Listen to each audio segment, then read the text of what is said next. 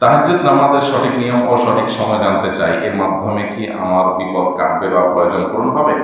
তাহাজ্জুদের নামাজ হলো সেই নামাজ যে নামাজের মাধ্যমে আল্লাহর সাথে সবচেয়ে নিবিড় এবং গভীর সম্পর্ক স্থাপিত হয়।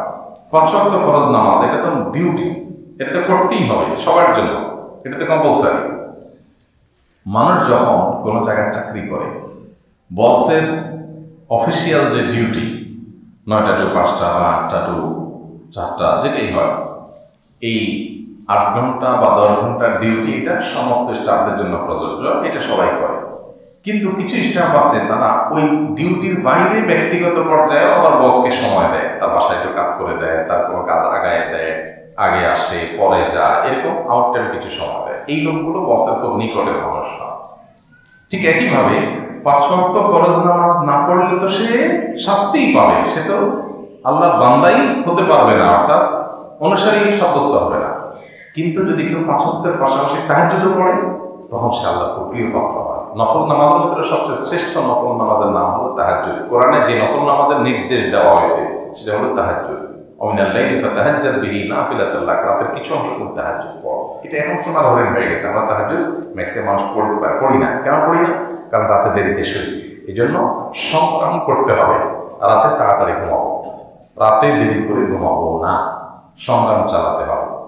যেই কোনো মূল্যে এসবের পরপর দ্রুততার সাথে যারা শুয়ে পড়ে, তাদের জীবন অনেক বেশি প্রোডাক্টিভ হয়, অনেক বরকতময় হয়। আমার খুব আফসোস হয়, আমি সবসময় বলি, আপনি পৃথিবীর যত উন্নত দেশ আছে দেখবেন, পশ্চিমা দেশগুলোতে দেখবেন বহু 4টা 4:30টায় কফি শপের মধ্যে বিরাট লাইন পড়ে যায়, মানে সবাই ঘুম থেকে উঠে গেছে। সন্ধ্যার পর পুরা এলাকা ঘুমায় পড়ে, সবাই সন্ধ্যার পর ঘুমায় পড়ে, আর কোনো আলাপ নেই। আপনি এই পশ্চিমের এই অবস্থা, পূর্বে যদি আসেন একই অবস্থা। আপনি যদি জাপান, কোরিয়া, যে কোনো এই পূর্বের অঞ্চলগুলো, উন্নত দেশগুলো দেখেন, আবার পশ্চিমের দেশগুলো দেখেন, আমেরিকা ইত্যাদি, এই সব জায়গার একই কালচার। সেটা কি? সন্ধ্যার পর পর তারা ঘুমায় পড়ে, আবার সকালে তারা এসে কাজ শুরু করে দেয়। আল্লাহ তাদের জীবনের জন্য বরকত দিয়ে দিছে। আর আমাদের মুসলমানদের অবস্থা কি? আমাদের রাত 11টা 12টার দিকে রাত হয়, শুধু শুধু 1টা 2টা বাজে। আবার এটা আমার অনেক সময় গর্ব করে বলি, আমার শুধু শুধু 1টা 2টা বাজে, মানে আমি একটা বেটাগিরি দেখাইলাম আর কি। যেটা কাপুরুষতা, এটা আমরা বুঝি না। বেটাগিরি হলো যে আমি সন্ধ্যায় তাড়াতাড়ি ঘুমায় পড়ি। নবী সাল্লাল্লাহু আলাইহি ওয়াসাল্লাম এশার পরে কথা বলা অপছন্দ করতেন। আমাদের এখন মাহফিলগুলো শেষ হয় 2টা 1টা, তাই না? ফজরের পরে কাজ বা ফজরের আগে উঠে যাওয়া, আপনি রাতে যখন তাড়াতাড়ি শোবেন, তাহাজ্জুদ পড়া এমনি সহজ হবে। স্বাস্থ্যের জন্য এটা ভালো, কাজের জন্য বরকত হয়, এবং দুনিয়া আখিরাত উভয়ের কল্যাণ হয়। কিন্তু আমরা মুসলমানরা ছেড়ে দিচ্ছি, আমাদের ইসলামের নির্দেশ এখন মানে হলো মুসলমানরা, তো এটা আমাদের করতে হবে। তাহাজ্জুদের নামাজ এটা পড়ার জন্য রাতে তাড়াতাড়ি ঘুমাতে হবে। তাহাজ্জুদের নামাজের নিয়ম কি? বিশেষ কোনো নিয়ম নাই। আমরা অনেকে এটা নিয়ে থাকি যে কীভাবে পড়ব। অনেকে মনে করে অমুক সূরা পড়তে হবে, এতবার ওই নিয়মে পড়তে হবে, এরকম কিছু নেই। 2 রাকাত 2 রাকাত করে পড়বেন, এটা হলো কথা। 4 রাকাত একসাথে না পড়ে 2 রাকাত 2 রাকাত পড়বেন। নবী সাল্লাল্লাহু আলাইহি ওয়াসাল্লাম বলেছেন, সালাতুল লাইলি মাসনা মাসনা, রাতের নামাজ এই নফল তাহাজ্জুদের নামাজ 2 রাকাত 2 রাকাত করে। তো লাইলি ওয়ান নাহারি মাসনা মাসনা, 2 রাকাত 2 রাকাত পড়বেন। তো তাহাজ্জুদের নামাজ 2 রাকাত 2 রাকাত পড়বেন, 2 রাকাত 2 রাকাত করে 8 রাকাত। আর যদি সুযোগ না থাকে 4 রাকাত 6 রাকাত, না পারলে কমপক্ষে 2 রাকাত পড়বেন। সর্বনিম্ন 2 আর সর্বোচ্চ 8। 8-এর বেশিও পড়া যাবে, তবে 8 পর্যন্ত নবী সাল্লাল্লাহু আলাইহি ওয়াসাল্লাম সাধারণত পড়তেন।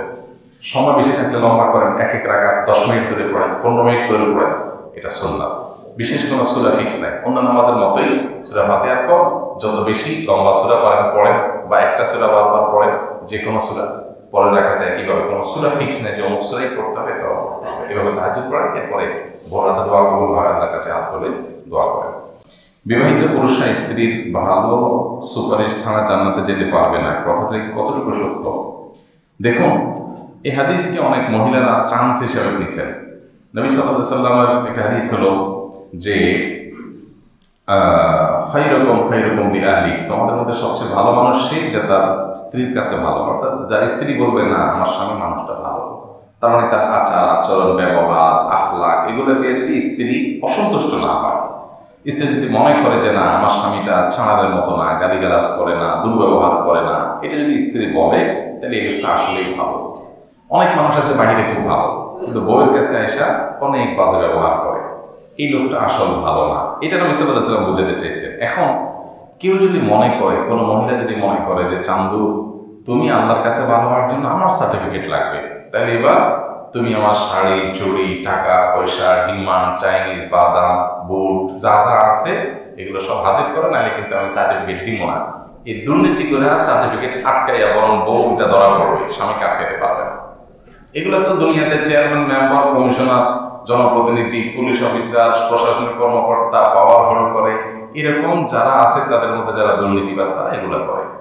এখন কোনো বই যদি বলে ঠিক আছে ওই কমিশনারের কাছে চারিত্রিক সনদপত্রের জন্য টাকা দেওয়া লাগে, আমাকেও চারিত্রিক সনদপত্র নিতে হলে শাড়ি দেওয়া লাগবে, চুড়ি দেওয়া লাগবে, টাকা দেওয়া লাগবে, তো এই 2 নম্বরই করে আপনি আটকাতে পারবেন না।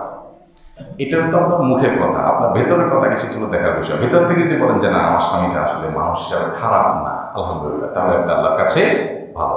এটা বইয়ের ওরকম মুখে সার্টিফিকেট নেওয়ার বিষয় না। আপনি নিজে জানেন আপনার বউর কাছে আপনি ভালো না খারাপ, আপনারটা আপনি ঠিকই জানেন।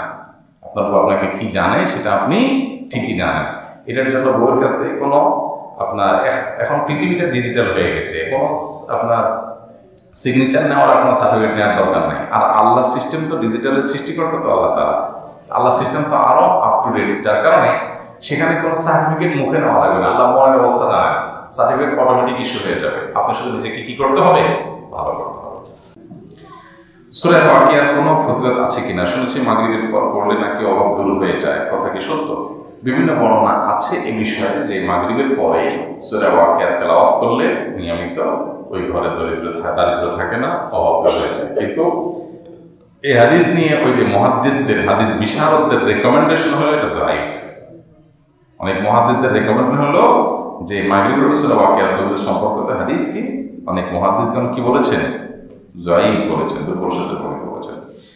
শীতে গোসল ফরজ হলে কোমর পর্যন্ত ধৌত করে ফরজ নামাজ আদায় করা যাবে কি? আর কত আইটেম আছে।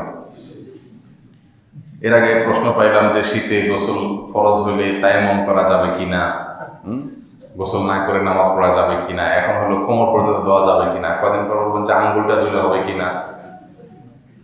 এর মানে আল্লাহর জন্য স্যাক্রিফাইস করতে আমরা রাজি না। আমাদের কষ্ট হয়, কষ্ট হওয়া তার স্বাভাবিক। মানুষ কষ্ট কখন করে? যখন মিষ্টি পাবে সে আশা থাকে, তখন তো কষ্ট করে। আমার গোসল ফরজ হয়েছে, কোন শীত, বাসায় গিজার নাই অথবা গরম পানির ব্যবস্থা নাই, ঠান্ডা পানি দিয়ে গোসল করতে হবে, হিম ঠান্ডা পড়তেছে, আমি কষ্টটা করব কেন? কারণ এই কষ্ট করলে আমি বিনিময় জান্নাত পাবো, অনন্ত অসীমকালের সুখের ঠিকানা আমার জন্য বরাদ্দ হবে। আপনাকে যদি বলা হয় যে আপনার জীবনে যতবার গোসল ফরজ হবে ততবার আপনি একেবারে বিলের যে ঠান্ডা পানি আছে বা কচুরি পানার যে পুকুর থাকে, এরকম পুকুরের যে ঠান্ডা পানি, এটা করে বরফের মতো ঠান্ডা থাকে, ওখানে একটা ডুব দিয়ে আসবেন। আচ্ছা, গোসল ফরজ টরজ না, আপনি টানা 2 মাস শীতের সময় প্রতিদিন ভোর 3টা বাজে উঠে একটা করে ডুব দিয়ে আসবেন। বিনিময়ে কি হবে? বিনিময়ে আপনাকে 10 কোটি টাকা দেওয়া হবে। এই অফার নিবেন না এমন কে কে আছে? সবাই নিব, আমি তো নিব। 10 কোটি টাকা যদি 30টা ডুব দিয়ে পাওয়া যায়, ঠান্ডা একটু লাগলে না হলে অ্যালার্জি ডাক্তার দেখায় নিন, কি হবে? হ্যাঁ, 30 টাকা 200 ডুব দিতে রাজি আছে, কি বলেন? তো কারণ আপনি 1 কোটি দিলে রাজি, আরেকজনকে বলতেছে 1 কোটি দিলে রাজি, 10 কোটি লাগবে। আপনি তো 1 কোটি, অনেকে বললো 5 লাখ দিলে রাজি। ভাই, আমার কাছে 5 লাখ আপনার 1 কোটির সমান। তো এইটা যদি আপনি বুঝেন, আল্লাহর কাছে জান্নাত আশা করতেছেন, এই দুনিয়া 10 দুনিয়া সমান মিনিমাম জান্নাত, সেটা আশা করতেছেন।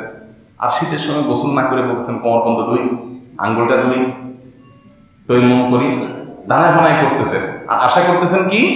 জান্নাত। কোন মুখে জান্নাত চাইবেন? আপনি স্যাক্রিফাইস করবেন, তারপর তো জান্নাত পাবেন। এই জন্য ভাই, আল্লাহর আদেশ নিষেধগুলো মানতে আমাদের সে মানসিকতা থাকা উচিত। এই কোমর পর্যন্ত ধুইলে হবে না, পুরো শরীর ধুইতে হবে। হ্যাঁ, আপনি যদি এত অসুস্থ হন যে পানি ব্যবহার করলে আপনি মারা যেতে পারেন, তাইলে আপনি তেমন করতে পারেন। কিন্তু ওই লেভেলের রোগী হাজারে, লাখে, কোটিতে আপনার 2-4 জন পাওয়া যায়। আর আজকাল বিশেষ করে গিজার আছে, ফ্লাক্স আছে, ফ্লাস্কে আপনি গরম পানি রাখতে পারেন, ফ্লাস্কে গরম পানি রেখে আপনি মিশিয়ে গোসল করেন, কত বুদ্ধি আছে। আর সবচেয়ে বড় কথা হলো, গোসল করলে আপনি মরে যাবেন এরকম ঠান্ডা আমাদের দেশে অন্তত নাই। ওই সাজেক টাজেকে কখনো কখনো হয়, নর্মাল আমাদের দেশে নাই। কোনো দেশে এরকম আছে, সেখানে আবার গিজারের ব্যবস্থা। আমাদের এই ভিডিওটি যদি আপনার ভালো লেগে থাকে তাহলে ভিডিওতে একটি লাইক দিতে পারেন এবং আপনার প্রিয়জনদের সাথে শেয়ার করতে পারেন এবং এইরকম আরও ভিডিও পেতে আমাদের ইউটিউব চ্যানেলটি সাবস্ক্রাইব করে পাশে থাকা বেল আইকনটি অন করে দিন।